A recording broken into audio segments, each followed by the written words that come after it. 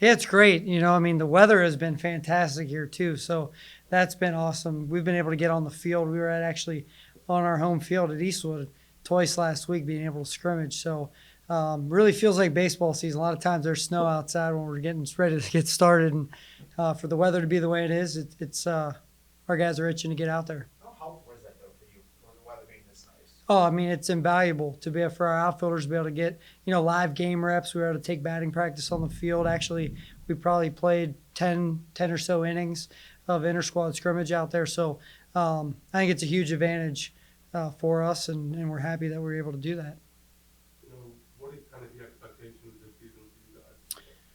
Yeah, I mean, I just, we talked about this in the beginning of the year. I think, our biggest thing is we just want to play our best baseball. And I think this is probably one of the deepest teams we've ever had. I think especially from a pitching side, top to bottom, we have some really good, talented arms. You'll hear from one of them later. But I think that's the biggest difference. If you looked at last year, we had a lot of injuries. We were a little bit thin on the mound, and it took us a while to kind of figure things out. And I've been really impressed with the way that our players have handled themselves. And if we can pitch, I think we're really, we got some really good team speed and some guys that can swing it. So, as we pitch, we'll play really well. How does the lineup kind of shake out for you guys? I mean, do you feel like, style of play, do you think you guys will be reliant on that pitching? Do you think it'll be, you guys have some big hitters and kind of small ball? What do you kind of think this team's identity is? I'm excited. Last year we were a little bit one-dimensional at times. We were very offensive. I mean, we hit a lot of home runs, a lot of extra base hits. I think this year we're a little bit more versatile.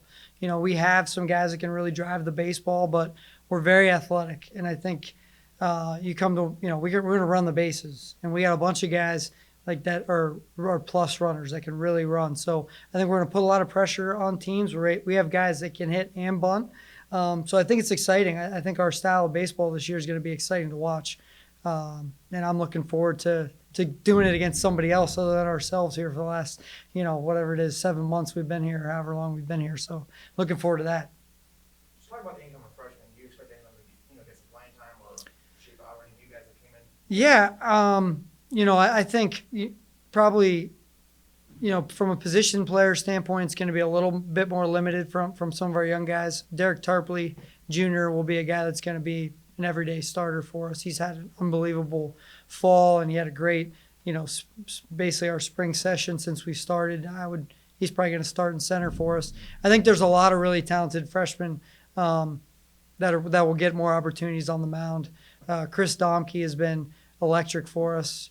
I could see him fitting in kind of like the back end reliever role. Gavin Wilms, Colin Castile. I mean, we have some really good arms in the back end that will help us and be impact players for us. Transfer wise, we've had a few transfers in here. We had Jake Gehring, will be our Friday night starter, as well as Brett Stanley is a junior college transfer middle infielder, and Teddy Ruffner. Those guys are going to be immediate impact. Nolan Kubelis as well. So those are some major impact guys that were able to transfer in and help us. Let's talk about the Horizon League and your expectations on that this year. Well, I think, it always starts with Wright State. Until someone beats them, they're the favorite. So, but our league is so open. If you look from year to year, like from top to bottom, and not a lot separates teams. So it's always a dogfight every single weekend. You're probably going to play in some not so pleasant weather at times. So it's really the teams that can battle and be consistent week in and week out are going to be able to finish in the Horizon League. So Oakland's been on the rise. Northern Kentucky's got some good guys. I mean, you go anywhere. Milwaukee has a new head coach this year. So I don't know. It's going to be interesting to see how things play out. I asked both basketball coaches this, but did you watch? I'm surprised at the outcome last night of the Super Bowl. I wouldn't say I was surprised at the outcome of the Super Bowl. I think everyone kind of was thinking that the Chiefs were going to win, but it comes down to a game of mistakes. One mistake, you fumble the football on a punt, and that really was the difference. So that's what it comes down to. You got to play clean games, and Kansas City did that.